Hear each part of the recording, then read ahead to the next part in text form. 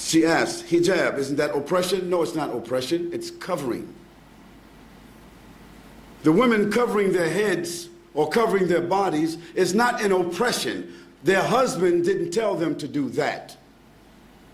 Their fathers didn't tell them to do that. Their sons didn't tell them to do that. The imam didn't say to do that. God said, for the Muslim ladies, draw your clothing across your bosoms and do not allow your natural ornaments to be shown except to those within your family circle. What are the natural ornaments of women, in case you don't know what they are? Their breasts, their shapes that happen to be different than that of men, their hair, those adornments should be covered. Now, just in case Christian people don't remember, just 40 years ago, Christian women never went to church without covering their heads. It wasn't it. Isn't that true? Ask your grandmothers. And just 50 or 60 years ago, 20 years before that, a Christian woman would never come outside with a short skirt, even. Even the nuns themselves today have succumbed to modernity.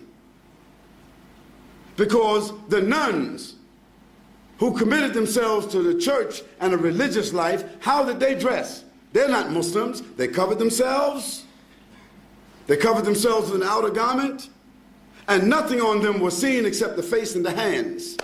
So if that was accepted by Christianity, it was accepted by religion. That wasn't something just that Muslim women were told, but Jewish women, Christian women, and Muslim women were ordered to do that in their scriptures. Now the fact that the modern civilizations chose to tell women they don't have to wear that and they can wear bikinis doesn't mean that God is wrong and they are right.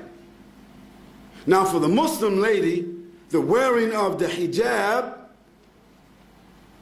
is a protection for her. It's a distinction for her. Yes, it is a uniform so that she will be known to be a Muslim. She would not be molested. She would not be insulted. And no need for a man to stare at her and look at her because there is nothing appearing of her that would cause any unnatural attraction.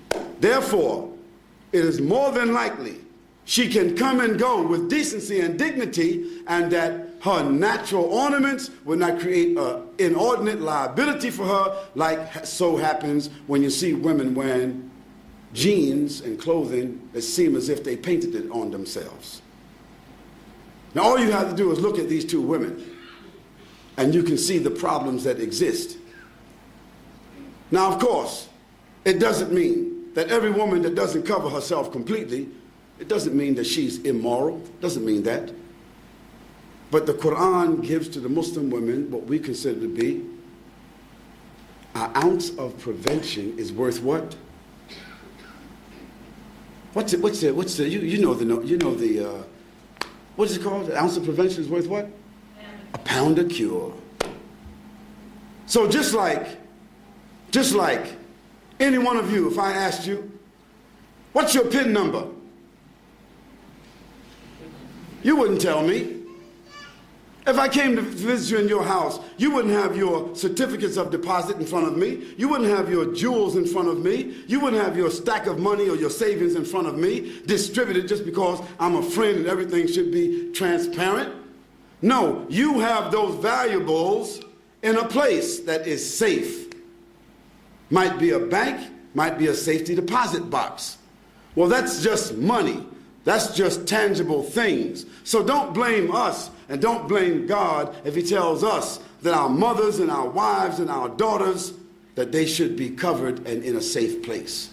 The person asked about segregation. Why do Muslim women, why are they segregated? They're not segregated. They're not segregated. They're separated. There's a difference between segregation and separation.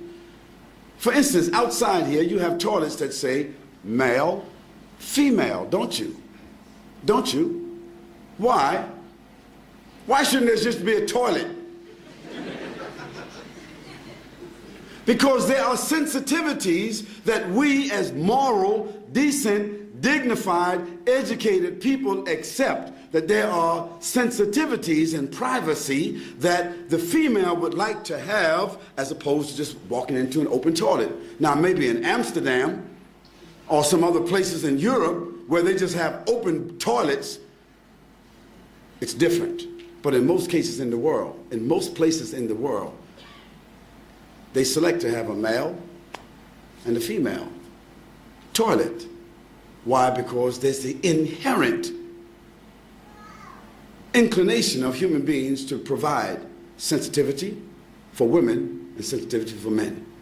Now in Islam, for us, it's not a matter of being inherent. It is something which is God-given inspiration to do what? To separate the sexes. That means the genders.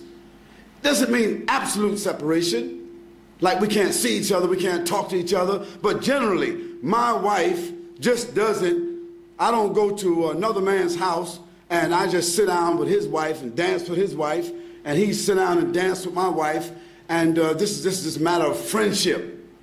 Bob, just drop over anytime you like.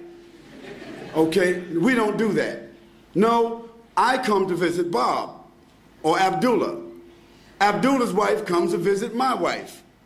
I don't socialize with his wife, and he doesn't socialize with my wife. Although there may be occasions where we eat together, our families socialize together, but generally, after boys and girls reach the age of 7, the Prophet said, even if they're brothers and sisters, separate them from the bed. And when they get to the age of menstruation and they realize another level of consciousness, then give them separate rooms. What to do what? To preserve and protect them from tendencies that human beings have, tendencies that has manifested itself in civilizations where they don't do that protection.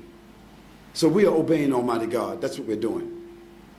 And sometimes we just have to believe what God orders us to do and benefit from the medicine. Sometimes when we don't follow what God tells us to do, then we see later on the reasons why. So we don't apologize for that. We say that it brings us dignity, it brings us distinction. Whether it be the hijab of the women or the separation of the men and the women, it brings us distinction, it brings us dignity and protection and morality, additional morality. That's why we do it.